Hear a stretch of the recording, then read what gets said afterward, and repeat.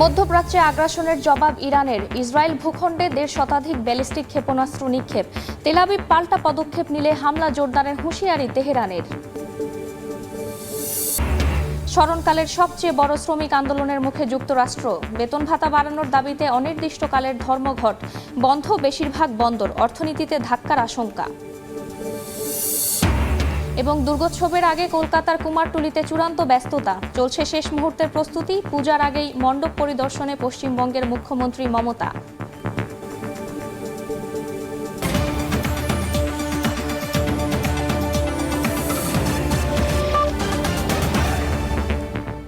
আন্তর্জাতিক সময়ের সঙ্গে আছি আমি ফারজানা আক্তার। গাজা লেবাননের পর মধ্যপ্রাচ্য জুড়ে আরও একটি সংঘাতের সূচনা। এবার ইরানের নজিরবিহীন হামলার কবলে ইসরায়েল। মঙ্গলবার ভূখণ্ডটি লক্ষ্য করে প্রায় ২০০ ক্ষেপণাস্ত্র ছোড়ে তেহরান। হামলার জবাবে প্রতিশোধ নেয়ার হুমকি দিয়েছে নেতানিয়াহু। তবে তেল আবিব কোনো পদক্ষেপ নিলে চড়া মূল্য দিতে হবে বলে পাল্টা সতর্কতা দেয় আইআরজিসি। এদিকে ইরানের এই হামলা ব্যর্থ হয়েছে উল্লেখ করে ইসরায়েলের পাশে থাকার প্রতিশ্রুতি দিয়েছে যুক্তরাষ্ট্র। ইরানের মুহুর্মুহু ক্ষেপণাস্ত্র হামলায় কেঁপে উঠেছে ইসরায়েল। স্থানীয় সময় মঙ্গলবার ভূখণ্ডটি লক্ষ্য করে প্রায় ২০০ ক্ষেপণাস্ত্র ছোড়ে তেহরান। মুহূর্তেই বেজে ওঠে সাইরেন। আতঙ্কিত হয়ে নিরাপদ আশ্রয় খুঁজতে থাকেন স্থানীয় বাসিন্দারা।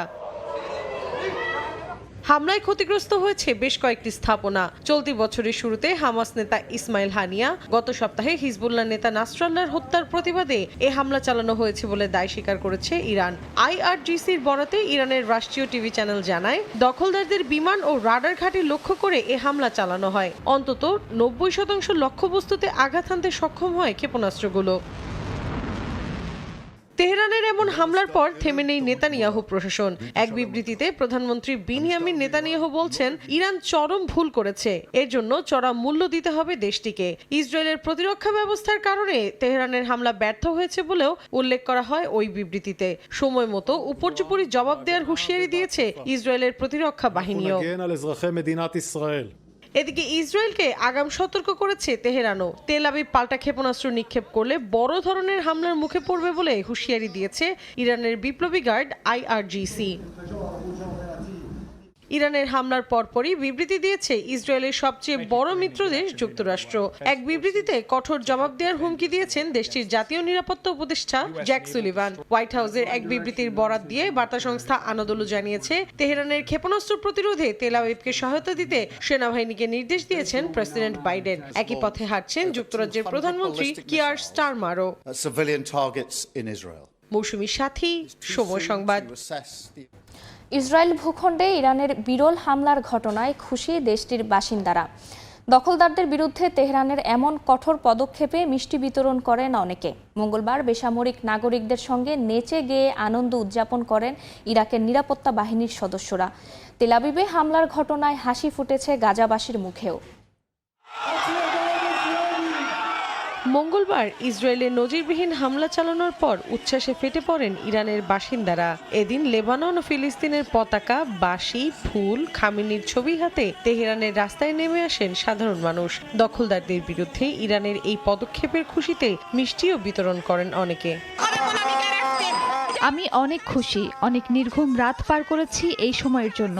ইসরায়েল পাল্টা জবাব দিলেও আমরা পিছপা হব না, শক্ত হাতে প্রতিহত করব। যখন আমাদের মেহমান ইসমাইল হানিয়াকে ইরানের মাটিতে হত্যা করা হয়, তখন আমরা অনেক ভেঙে পড়েছিলাম। এখন তাদের ভূখণ্ডে হামলা চালিয়ে অনেক স্বস্তি অনুভব করছি। বাঁধভাঙা উল্লাস করতে দেখা গেছে ইরাকের বাসিন্দাদেরও। একই দিন ফিলিস্তিন ও হিজবুল্লাহর পতাকা হাতে উচ্ছ্বাস প্রকাশ করেন বাগদাদ ও দক্ষিণাঞ্চলীয় শহর বাসরার বাসিন্দারা। বেসামরিকদের সঙ্গে একাত্মতা প্রকাশ করেন সামরিক সদস্যরাও। বন্দুক হাতে নেচে গিয়ে আনন্দ করেন তারা। প্রায় এক বছর পর কিছুটা হাসি ফুটেছে গাজাবাসীর মুখে। মধ্যপ্রাচ্যে দখলদারদের বিরুদ্ধে ইরানের এমন জোরালো হামলা যেন লাখ লাখ নিরীহ ফিলিস্তিনির প্রার্থনার প্রতিফলন। দীর্ঘদিন অপেক্ষার পর ক্ষেপণাস্ত্র হামলার মুহূর্তটিকে আবার মুঠোফোনে বন্দিও করেন খান ইউনিসের অনেকে। মৌসুমী সাথী, সময় সংবাদ। ইসরায়েলে ক্ষেপণাস্ত্র হামলা চালালেও মধ্যপ্রাচ্যের আগ্রাসন রুখতে লেবানন ও গাজায় আর সেনা পাঠাবে না ইরান। দেশটির পররাষ্ট্র মন্ত্রণালয় থেকে এ ঘোষণা দেয়া হয়। তবে ইরান এমন ঘোষণা দিলেও মধ্যপ্রাচ্যে নিজেদের অবস্থান শক্ত করতে আরও সেনা ও যুদ্ধবিমান পাঠাচ্ছে যুক্তরাষ্ট্র। অন্যদিকে ইসরায়েলের প্রধানমন্ত্রী বিনিয়ামিন নেতানিয়াহু ইরানকে সতর্ক করে বলেন, মধ্যপ্রাচ্যে এমন কোনো স্থান নেই যা তেল আবিবের নাগালের বাইরে। ইসরায়েলের একের পর এক হামলায় নাজেহাল দশা লেবাননের। হিজবুল্লাহ প্রধানের মৃত্যুর পর মুসলিম বিশ্বকে এক হয়ে ইসরায়েলকে প্রতিহতের ডাক দেন ইরানের সর্বোচ্চ নেতা আয়াতুল্লাহ খামেনি। তবে এবার লেবাননে আর নতুন করে সেনা না পাঠানোর সিদ্ধান্ত নিয়েছে তেহরান। ইরানের পররাষ্ট্র মন্ত্রণালয় জানায়, শুধু লেবাননেই না, গাজাতেও আর সেনা পাঠাবে না ইরান।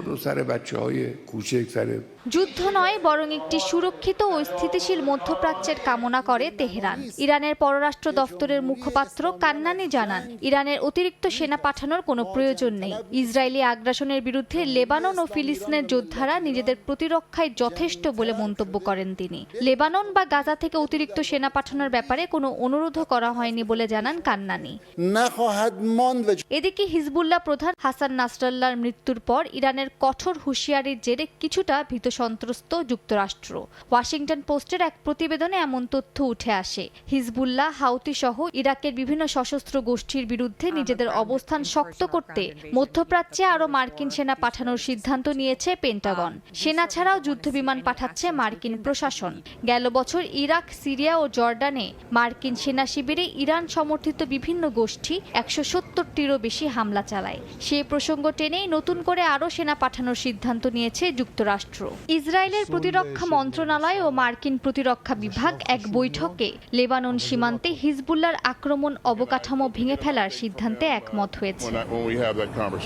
এসবের মধ্যে ইসরায়েলের প্রধানমন্ত্রী বিনিয়ামিন নেতানিয়াহু ইরানকে সতর্ক বার্তা দিয়েছে। তিনি আবারও জানান, মধ্যপ্রাচ্যের এমন কোনো জায়গা নেই যা ইসরায়েলের নাগালের বাইরে। নেতানিয়াহু তার কার্যালয় থেকে প্রকাশিত 3 মিনিটের একটি ভিডিও বার্তায় ইংরেজিতে বক্তব্য রাখেন এবং ইরানের জনগণের উদ্দেশ্যে ভাষণ দিচ্ছেন বলে উল্লেখ করেন। মালিহা সুরাওয়ার্দী, সময় সংবাদ। ইসরায়েলি আগ্রাসনের ভয়ে লেবানন ছেড়ে পালাচ্ছে হাজার হাজার বাসিন্দা। কেউ আশ্রয় নিচ্ছে সিরিয়ায়, আবার কেউ কেউ আশ্রয় নিয়েছে সাইপ্রাসে। তবুও আশা হারায়নি লেবাননের বাসিন্দারা। এখনও তাদের মনে রয়েছে ইসরায়েলকে পরাজিত করার প্রত্যাশা। সিরিয়া লেবানন সীমান্তে দাঁড়িয়ে আছে বহু মানুষ, অপেক্ষা শুধু সীমান্ত পার করার। কেউ গাড়ি করে আসছে, আবার কেউ কেউ পায়ে হেঁটে আসছে। হাতের সামনে যা পেয়েছে তাই নিয়ে রওনা হয়েছে লেবাননের এ বাসিন্দারা। একটু মাথা গোজার ঠাঁইয়ের আশায় দেশ ছাড়ছেন হাজারো লেবাননবাসী। আমরা বোমার শব্দে ভয় পেয়ে যাই। এমন পরিস্থিতির মুখোমুখি এর আগে কখনো হইনি। আমি রাজনীতি বুঝি না, জানি না পরিস্থিতি আবার কবে স্বাভাবিক হবে। লেবাননের কোনো কোনো জায়গাকে সামরিক জোন বলে ঘোষণা করেছে ইসরায়েলি বাহিনী। সেসব এলাকা ছেড়ে পালাচ্ছে জনগণ। তবে যারা এখনো দেশেই আছেন তারা আশা হারাননি। ইসরায়েলকে পরাজিত করার প্রত্যাশা করছেন লেবাননের বাসিন্দারা। আমার মতে ইসরায়েলের সফল হওয়ার সম্ভাবনা খুবই কম। হিজবুল্লাহর প্রতিরক্ষা খুবই শক্তিশালী। যদিও হাসান নাসরাল্লাহ আমাদের মাঝে আর নেই, কিন্তু হিজবুল্লাহ শিবিরে তার মতো হাজারো নেতা আছে।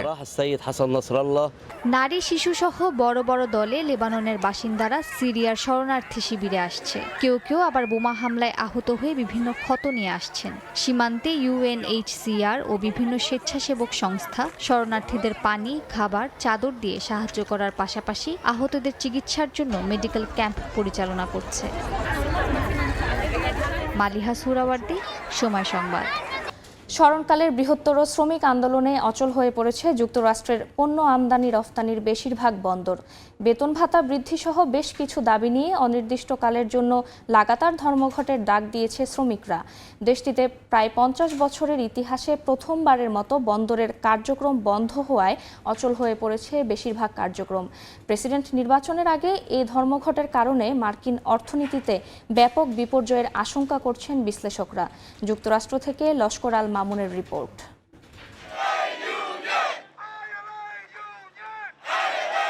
যুক্তরাষ্ট্রের স্থানীয় সময় মঙ্গলবার একযোগে কাজ বন্ধ করে ধর্মঘটে নামেন হাজার হাজার শ্রমিক। বন্ধ হয়ে যায় বন্দরের সব কার্যক্রম। দেশটির গত অর্ধশত বছরের ইতিহাসে প্রথমবারের মতো এত বড় পরিসরে শ্রমিক ধর্মঘটে অচল হয়ে যায় অধিকাংশ বন্দর। মজুরি বৃদ্ধি এবং স্বয়ংক্রিয় প্রযুক্তি ব্যবহারের বিপরীতে নিজেদের সুরক্ষার দাবিতে দেশটির পূর্ব উপকূল ও গালফ কোস্টের বন্দরগুলোতে প্রথম কর্মবিরতি শুরু হয়। এতে অংশ নেন প্রায় 50,000 শ্রমিক। এরপর তা ছড়িয়ে পড়ে দেশটির বিভিন্ন বন্দরে। এতে পুরোপুরিভাবে বন্ধ হওয়ার উপক্রম হয়েছে আমদানি রপ্তানি প্রক্রিয়া। কয়েক দশকের মধ্যে সবচেয়ে বড় শ্রমিক অসন্তোষের ঘটনায় দেখা দিয়েছে অর্থনৈতিক বিপর্যয়ের শঙ্কা। এদিকে ধর্মঘট প্রত্যাহারে শ্রমিকদের দাবি নিয়ে মার্কিন বন্দর কর্তৃপক্ষ ইউনাইটেড স্টেটস ম্যারিটাইম অ্যালায়েন্সের সঙ্গে বৈঠক করেছে উত্তর আমেরিকার শ্রমিকদের সংগঠন ইন্টারন্যাশনাল লংশোরম্যানস অ্যাসোসিয়েশন ILA। সংস্থাটি বলছে মেরিটাইম অ্যালায়েন্সের সঙ্গে চুক্তির আওতায় প্রায় 50,000 সদস্যের কাজ করার কথা। তবে অ্যালায়েন্সের দাবি বন্দরগুলোতে কর্মসংস্থান আছে প্রায় 25,000 জনের। এ বিষয়ে আন্তর্জাতিক শ্রম সংস্থার সভাপতি হ্যারল্ড ড্যাগেট বলেন, যুক্তরাষ্ট্রের বন্দরে বিদেশি মালিকানাধীন সমুদ্রবাহী জাহাজ কোম্পানিগুলো বিলিয়ন বিলিয়ন ডলার মুনাফা করলেও মার্কিন শ্রমিকদের ন্যায্য মজুরি দিচ্ছে না, তাই ধর্মঘটে যেতে বাধ্য হয়েছে তারা। এদিকে প্রাপ্য মজুরি ও অটোমেশনের বিরুদ্ধে সুরক্ষা নিশ্চিত না হওয়া পর্যন্ত ধর্মঘট চালিয়ে যাওয়ার ঘোষণা দিয়েছেন শ্রমিকরা। ধর্মঘট প্রত্যাহারে পদক্ষেপ নিতে জো বাইডেন প্রশাসনের কাছে আবেদন করেছে প্রায় 2 শতাধিক ব্যবসায়িক সংগঠন, তবে তাতে কোনো সাড়া মেলেনি। লস্কর আল মামুন, সময় সংবাদ, যুক্তরাষ্ট্র। মার্কিন প্রেসিডেন্ট নির্বাচনের আগে টেলিভিশন বিতর্কে মুখোমুখি হয়েছেন 2 ভাইস প্রেসিডেন্ট প্রার্থী রিপাবলিকান জেডি ভেন্স ও ডেমোক্রেট টিম ওয়ালজ। মঙ্গলবার নিউ ইয়র্কে CBS ব্রডকাস্ট সেন্টারে আয়োজিত বিতর্কে গুরুত্ব পায় ইরান ইসরায়েল ইস্যু। ইসরায়েলকে সমর্থন জানিয়ে কমলার রানিং মেট ওয়ালজ বলেন, মধ্যপ্রাচ্যে মার্কিন সামরিক উপস্থিতি অব্যাহত রাখা উচিত। অন্যদিকে ভ্যান্স বলেন, বৈশ্বিক স্থিতিশীলতা ও শান্তির জন্য দরকার ডোনাল্ড ট্রাম্পকে। নিউ ইয়র্ক থেকে হাসানুজ্জামান সাকির রিপোর্টে বিস্তারিত। Program and President Trump did exit that deal. মার্কিন প্রেসিডেন্ট নির্বাচনে শেষ টিভি বিতর্ক। একে অপরকে করমর্দন করে আন্তরিকতা দেখালেও হাই প্রোফাইল এই ইভেন্টে কেউ কাউকে ছেড়ে কথা বলেননি। প্রথমবারের মতো মুখোমুখি হয়ে যুক্তিতর্কে উত্তাপ ছড়িয়েছেন টিম ওয়ালজ ও জেডি ভ্যান্স। মঙ্গলবারের এই বিতর্কের আগে ইসরায়েলের আগ্রাসনের বিরুদ্ধে দেশটিতে ক্ষেপণাস্ত্র হামলা চালিয়েছে ইরান। CBS টেলিভিশনের 2 সঞ্চালক নোরা ওডনেল এবং মার্গারেট ব্রেনেন এ নিয়ে শুরুতেই প্রশ্ন করেন প্রতিদ্বন্দ্বী 2 প্রার্থীকে। রাশিয়া ইউক্রেন যুদ্ধের পাশাপাশি গাজায় ইসরায়েলি বাহিনীর গণহত্যা ও লেবাননে সাম্প্রতিক হামলা সহ মধ্যপ্রাচ্য ইস্যুতে নিজেদের অবস্থান তুলে ধরেন প্রতিদ্বন্দ্বী ডেমোক্রেট ও রিপাবলিকান 2 ভাইস প্রেসিডেন্ট প্রার্থী।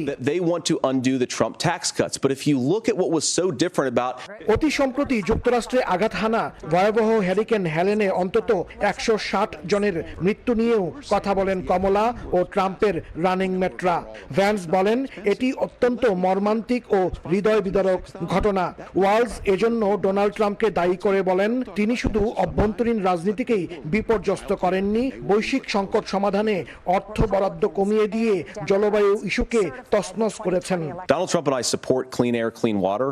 We want the environment to be cleaner and safer. But one of the things that I've noticed some of our Democratic friends talking a lot about is a concern about carbon emissions. This idea that carbon emissions drives all of the climate change. Senator Vance has said that there's a climate problem in the past. Donald Trump called it a hoax and then joked that these things would make more beachfront property to be able to invest in.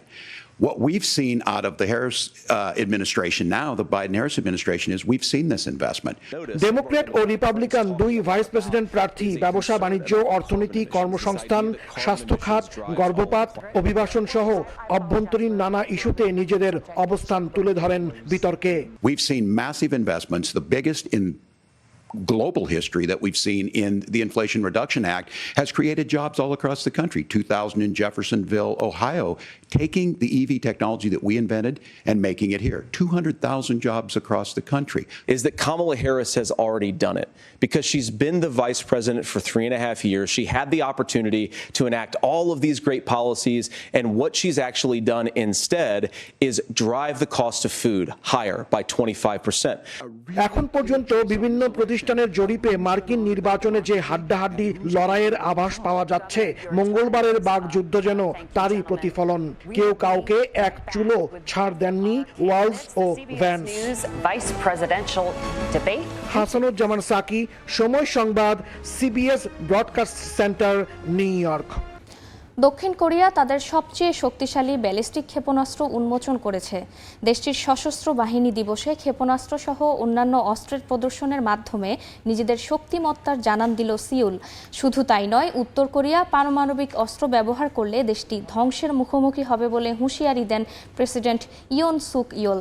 উত্তর কোরিয়ায় যে কোনো হামলা মোকাবিলায় দক্ষিণ Korea ও যুক্তরাষ্ট্রের সামরিক জোট সম্পূর্ণ প্রস্তুত বলেও জানান তিনি। হাতে নিজ নিজ বাহিনীর পতাকা নিয়ে সারিবদ্ধভাবে দাঁড়িয়ে আছে সামরিক বাহিনীর সদস্যরা।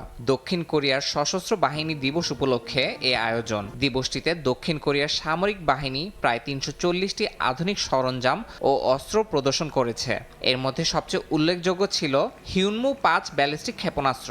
এটি প্রায় ৮ টন ওজনের ওয়ারহেড বহনে সক্ষম, যা উত্তর কোরিয়ার ভূগর্ভস্থ বাংকার ধ্বংস করার ক্ষমতা রাখে। প্রথমবারের মতো জনসমক্ষে প্রকাশিত এই ক্ষেপণাস্ত্র দক্ষিণ কোরিয়ার প্রতিরক্ষা শক্তিকে আরও মজবুত করবে বলে জানান দেশটির প্রেসিডেন্ট ইউন সুক ইউল। যুক্তরাষ্ট্র এই প্রদর্শনীতে তাদের দীর্ঘ পাল্লার B-1B যুদ্ধ বিমান উড়িয়ে দক্ষিণ কোরিয়ার নিরাপত্তার প্রতি তাদের প্রতিশ্রুতি পুনরায় নিশ্চিত করেছে। এছাড়া দক্ষিণ কোরিয়ার প্রদর্শিত সর্বাধুনিক যুদ্ধ বিমানগুলো উত্তর কোরিয়ার যে কোনো আক্রমণের বিরুদ্ধে জবাব দিতে সক্ষম বলে জানান প্রেসিডেন্ট ইউন সুক ইউল। উত্তর কোরিয়া পারমাণবিক অস্ত্র ব্যবহার করলে তাদের শাসন ব্যবস্থা ধ্বংস হয়ে যাওয়ার হুঁশিয়ারি দেন তিনি। যদি উত্তর কোরিয়া পারমাণবিক অস্ত্র ব্যবহার করার চেষ্টা করে তাহলে দক্ষিণ কোরিয়া যুক্তরাষ্ট্র জোটের কঠোর জবাবের মুখোমুখি হবে। সেই দিনই হবে উত্তর কোরিয়ার শাসনের অবসান। অপরদিকে যুক্তরাষ্ট্র ও দক্ষিণ কোরিয়ার এই সামরিক মহড়ার তীব্র সমালোচনা করেছে উত্তর কোরিয়া। ইয়াসিন মোহাম্মদ জিসান, সময় সংবাদ। চীনের রাজধানী বেইজিংয়ে পালিত হলো চীনের ৭৫তম প্রতিষ্ঠাবার্ষিকী। বেইজিংয়ের তিয়েনামেন স্কয়ারে আনুষ্ঠানিকভাবে চীনা জাতীয় পতাকা উত্তোলনের মধ্য দিয়ে উৎসবটি শুরু হয়। সামরিক বাহিনীর কুচকাওয়াজ এবং শত শত পায়রা উড়িয়ে দিনটি পালন করা হয়। চমৎকার এই আয়োজনটি দেখতে আসেন হাজারো দর্শনার্থী। চলছে কুচকাওয়াজ, পায়ে পা মিলিয়ে তালে তালে হেঁটে চলেছে সামরিক বাহিনী। পরিবেশন করা হচ্ছে জাতীয় সঙ্গীত, সেই সঙ্গে উত্তোলন করা হচ্ছে লাল পতাকা। এ যেন চীনাদের জন্য এক অন্যরকম দিন। রাজধানী বেইজিংয়ে দেশটির ৭৫তম প্রতিষ্ঠাবার্ষিকী উপলক্ষে এই বিশেষ আয়োজন করা হয়। স্থানীয় সময় মঙ্গলবার চীনের জাতীয় পতাকা উত্তোলনের মধ্য দিয়ে উৎসবটি শুরু করা হয়। আকাশে উঠছে শত শত রঙিন বেলুন, সেই সঙ্গে উড়িয়ে দেওয়া হয়েছে শত শত পায়রা। উত্তোলন করা হয়েছে জাতীয় পতাকা। দেশটির ৭৫তম প্রতিষ্ঠাবার্ষিকী উদযাপন করতে বেইজিংয়ের তিয়েনানমেন স্কয়ারে জড়ো হয়েছেন দেশটির শত শত বাসিন্দা। অনুষ্ঠানে আগত সবাই নিজ দেশের পতাকার প্রতি শ্রদ্ধা জানান। ১৯৪৯ সালের ১ অক্টোবর চীনের কমিউনিস্ট পার্টির নেতা মাও সেতুং আনুষ্ঠানিকভাবে চীনের নতুন পতাকা তুলে তিয়েনানমেন স্কয়ারে প্রায় ৩ লাখ জনতার সামনে গণপ্রজাতন্ত্রী চীন গঠনের ঘোষণা দেন। ঘোষণাটির পর জাতীয়তাবাদী সরকারের সঙ্গে গৃহযুদ্ধে বিজয়ী হয় তারা। এরপর ২ ডিসেম্বর একটি সভায় আনুষ্ঠানিকভাবে ১ অক্টোবরকে চীনের জাতীয় দিবস হিসেবে অনুমোদন দেয়া হয়। অর্জিতা শেজিন, সময় সংবাদ। আনুষ্ঠানিকভাবে জাপানের প্রধানমন্ত্রী হলেন শিরেগে ইশিবা। মঙ্গলবার পার্লামেন্টে ভোটের মাধ্যমে তাকে নির্বাচিত করা হয়। নির্বাচিত হয়ে দেশটিতে আগাম নির্বাচনের ঘোষণা দেন ইশিবা। মঙ্গলবার দেশটির নতুন মন্ত্রিসভা ঘোষণা করা হতে পারে জানিয়েছে গণমাধ্যম। এর আগে নিয়ম অনুযায়ী পদত্যাগ করেন ফুমিও কিশিদা। গেল আগস্টে দুর্নীতি কেলেঙ্কারির মধ্যে পদ ছাড়ার সিদ্ধান্ত নেন তিনি। 2012 সালে জাপানের সাবেক প্রধানমন্ত্রী শিনজো আবের কাছে পরাজিত হয়েছিলেন ইশিবা। সবশেষ সানায় তাকাইচিকে পরাজিত করে দলের নেতা হন 67 বছর বয়সী শিগেরু ইশিবা।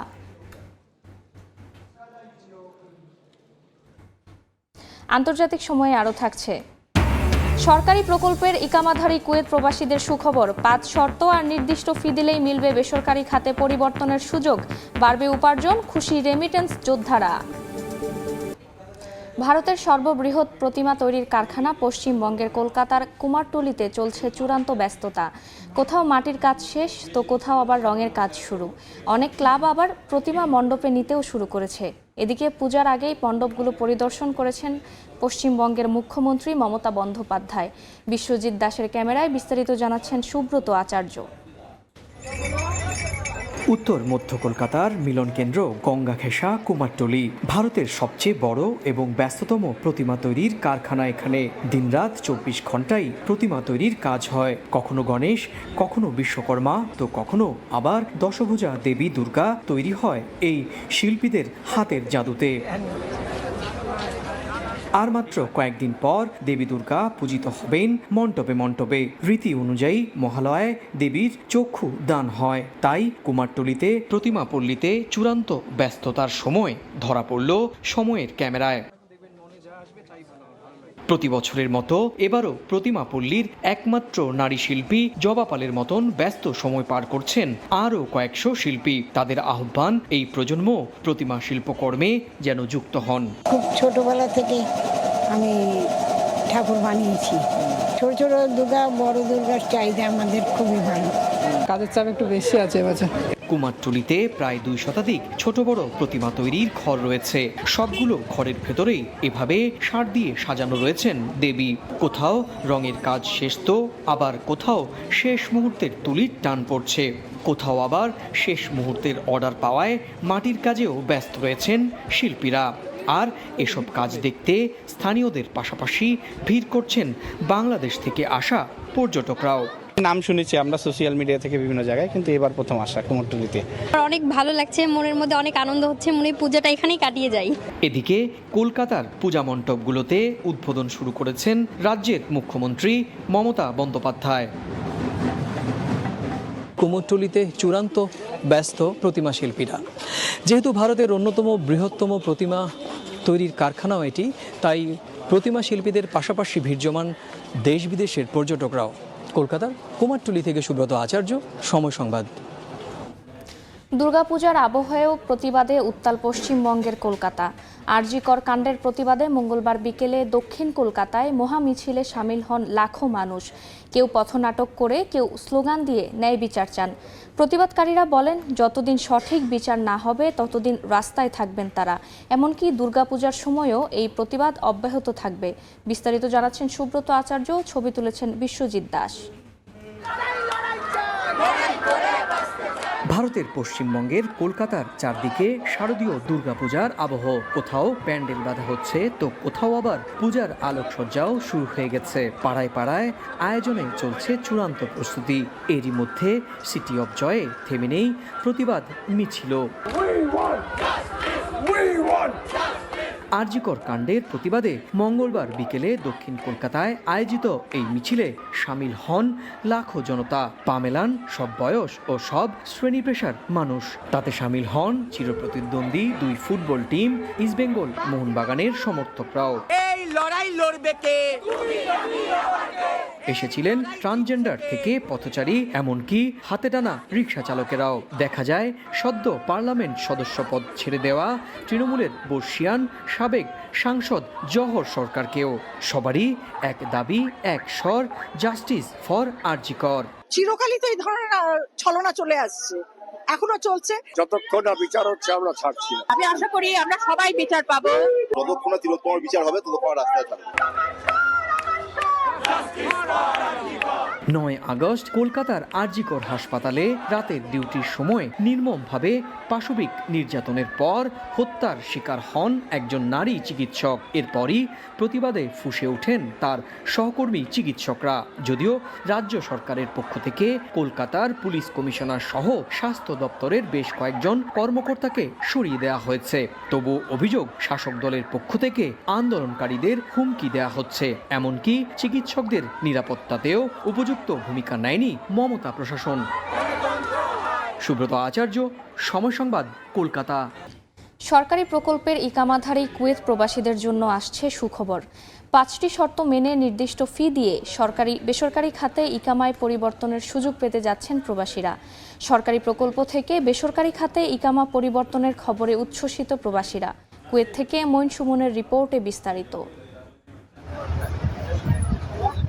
কুয়েতের বিভিন্ন অফিস আদালত, স্কুল, কলেজ, হাসপাতাল বা পৌরসভার পরিচ্ছন্নতা কর্মী সহ বিভিন্ন কোম্পানির অধীনে সরকারি প্রকল্পে চুক্তিভিত্তিক ভিসা নিয়ে দেশটিতে এসে বিপাকে ছিলেন অনেক প্রবাসী।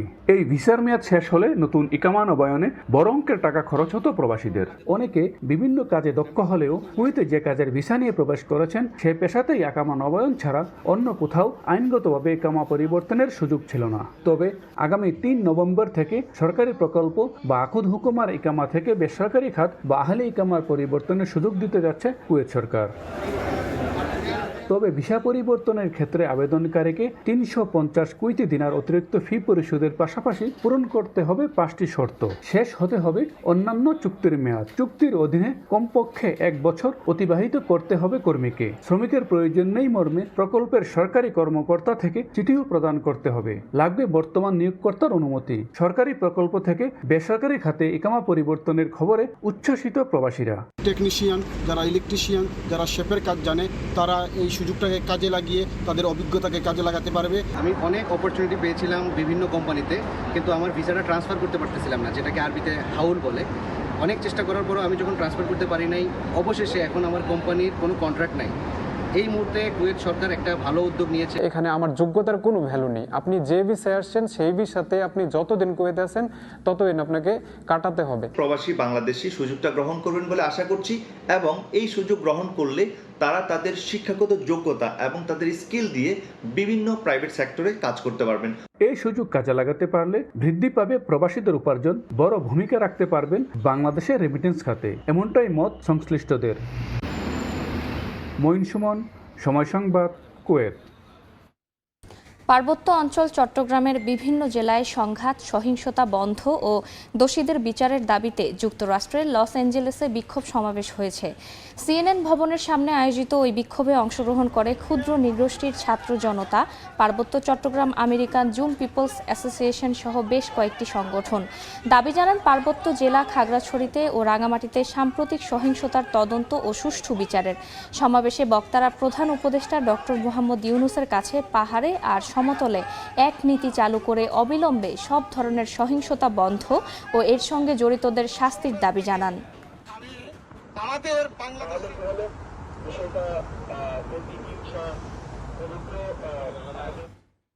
আমার দেশ পত্রিকার সম্পাদক মাহমুদুর রহমানের মুক্তির দাবিতে সভা হয়েছে লন্ডনে। Global Bangladeshis alliance for human rights আয়োজিত সভায় সভাপতিত্ব করেন সংগঠনটির আহ্বায়ক ও মুখপাত্র শামসুল আলম লিটন।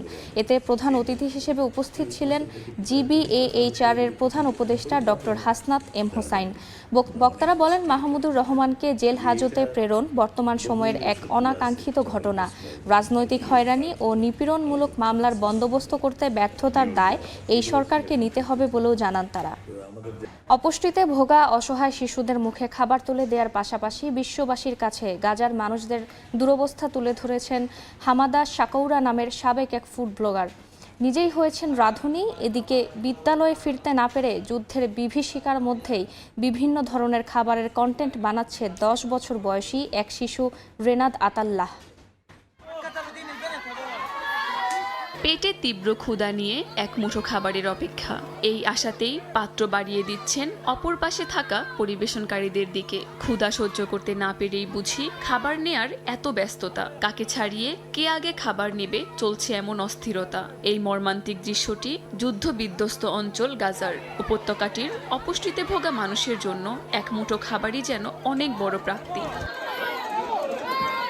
বিভিন্ন সাহায্যকারী সংস্থার সঙ্গে যুক্ত হয়ে হামাদা সাকৌরা নামের এই ফুড ব্লগার খাবার তুলে দিচ্ছেন গাজার ক্ষুধার্ত অসহায় শিশুদের মুখে। রাঁধুনির দায়িত্ব নিয়েছেন নিজেই, যেভাবে যেটুকু সংগ্রহ করতে পারছেন তা দিয়েই চেষ্টা চালিয়ে যাচ্ছেন। আমি বর্তমানে একজন রাঁধুনি হিসেবে কাজ করছি। আগে যেসব খাবার খেয়েছি সেসব রেসিপি খুঁজে বের করার চেষ্টা করি। সাহায্যের প্যাকেট অথবা অন্য জায়গা থেকে রান্নার উপাদান সংগ্রহ করে যেসব ভালো খাবার আমরা যুদ্ধের আগে খেয়েছি সেসব রান্নার চেষ্টা করি। এদিকে যুদ্ধের বিভৎসতায় জীবন যখন অনিশ্চিত, হারিয়ে যাওয়া স্বাভাবিক জীবনের কথা ভুলে থাকতেই যেন আরেক শিশু কাজ করছেন নানা ধরনের খাবার বানানোর কন্টেন্ট নিয়ে। আমার বয়স 10 বছর। আমি সামাজিক যোগাযোগ মাধ্যমে রান্নার কন্টেন্ট নিয়ে কাজ করি। আমি স্কুলে ফিরে যেতে চাই, কিন্তু যুদ্ধের জন্য সব বিদ্যালয় বন্ধ। এভাবেই 1 বছর ধরে চলা ভয়াবহ যুদ্ধের মধ্যে গাজায় বয়ে চলছে জীবন। একে অপরের মুখে খাবার তুলে দেওয়ার মধ্য দিয়ে একসাথে এগিয়ে চলছেন একদিন সব ঠিক হয়ে যাওয়ার আশায়। সব ঠিক হয়ে গেলে বিদ্যালয়ে ফেরা হবে শিশু রেনাত আতাল্লার। এমন আশাতেই বেঁচে থাকার তাগিদে শুরু করেছেন রান্নার কন্টেন্ট বানানোর কাজ। কাকুলি আক্তার, সময় সংবাদ। ইরাকের রাজধানী বাগদাদে বিশেষ চাহিদা সম্পন্ন শিশুদের শিক্ষা প্রদানে বেসরকারি প্রতিষ্ঠান খুলেছেন এক নারী উদ্যোক্তা, যেখানে শিশুদেরকে প্রাথমিক শিক্ষা দেওয়ার পাশাপাশি সামাজিকীকরণ শেখানো হয়। মোমায়াজুন ফাউন্ডেশন নামের এই প্রতিষ্ঠানটি শিক্ষার্থীদের অর্জন সামাজিক মাধ্যমে প্রকাশ করে থাকে। শিশুদেরকে হাতে কলমে শিক্ষা দিচ্ছেন এক নারী। ইরাকের রাজধানী বাগদাদে বিশেষ চাহিদা সম্পন্ন শিশুদের সামাজিকীকরণ, আচার ব্যবহার শেখানোর জন্য বিশেষ বিদ্যালয় প্রতিষ্ঠা করেছেন নারী উদ্যোক্তা। এই বেসরকারি প্রতিষ্ঠানটিতে শিশুদেরকে বিনামূল্যে শিক্ষাদান করা হয়। প্রতিষ্ঠানটির প্রতিষ্ঠাতা শাইমা গাসান জানান, মোমায়াজুন ফাউন্ডেশনের মাধ্যমে বিশেষ চাহিদা সম্পন্ন শিশুদের সম্পর্কে সামাজিক সচেতনতা বৃদ্ধি করতে চান। মূলত তার নিজের 2 সন্তান অটিজমে আক্রান্ত হওয়াতে অন্যান্য শিশুদের সাহায্য করার লক্ষ্যে এই প্রতিষ্ঠানটি চালু করেন তিনি। আমি বিভিন্ন দেশে অটিজম সম্পর্কে কথা বলা ডাক্তারদের প্রশিক্ষণ সেশন বা ভিডিও দেখার জন্য গুগল এবং ইউটিউবে অনুসন্ধান করা শুরু করি। অনলাইনে কোর্স করি, যা আমাকে শিখিয়েছে কিভাবে শিশুদের প্রশিক্ষণ দিতে হয়। শাইমা জানান, এই কেন্দ্রটি খোলার পেছনে তার উদ্দেশ্য ছিল বিশেষ চাহিদা সম্পন্ন শিশুদের বাবা মাদের সাহায্য করা, যাতে তাদের সন্তানদেরকে নিয়ে কোনো সমস্যার সম্মুখীন না হতে হয়। সন্তানদেরকে স্কুলটিতে ভর্তি করাতে পেরে খুশি পিতা মাতাও। আমার মেয়ে এই স্কুলে পড়ে, সৃষ্টিকর্তাকে ধন্যবাদ। কয়েক মাস পর আমি অনুভব করেছি যে আমার মেয়ে সামাজিকরণ, একাগ্রতা এবং চোখের যোগাযোগের ক্ষেত্রে ভালো পরিবর্তন এসেছে। বিশেষ চাহিদা সম্পন্ন শিশুদের সম্পর্কে সামাজিক ধারণা পরিবর্তন করতে স্কুলটি গুরুত্বপূর্ণ ভূমিকা পালন করবে বলে আশা প্রকাশ করেন এই উদ্যোক্তা। স্কুলটির শিশুদের ছোট ছোট অর্জন সামাজিক যোগাযোগ মাধ্যমে প্রকাশও করেন তিনি। অর্জিতা শেজিন, সময় সংবাদ। এই ছিল আন্তর্জাতিক সময়ে, সঙ্গেই থাকুন সময়ের।